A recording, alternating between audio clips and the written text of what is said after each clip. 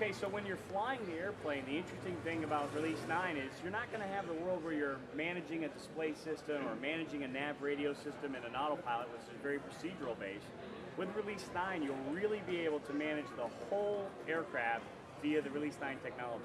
So when you're flying along and you take off, you're going to take off, engage the autopilot at around 200 feet. You're going to climb, cruise, deviate left and right, descend, shoot and approach, come down to 200 feet, decouple and land for minimums, or fly the published mist, vector back around maybe to the final approach fix and do it all over again. And so with Release 9, we have many different tools to allow you to do this quickly and efficiently.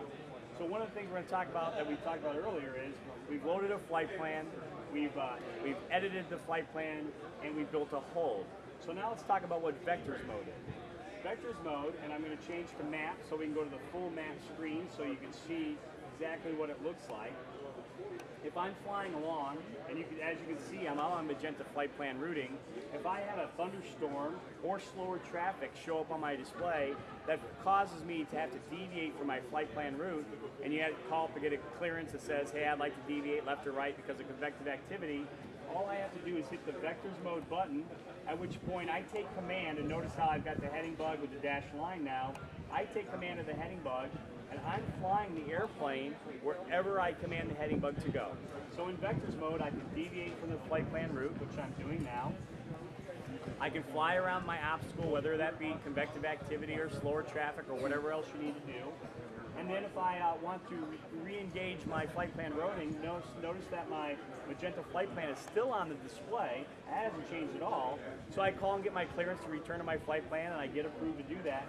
All I have to do under Vectors mode is take the heading bug and re-intercept anywhere over that magenta flight plan leg, and I will recalculate the intercept angle and fly the aircraft back to the flight plan leg and continue your flight plan.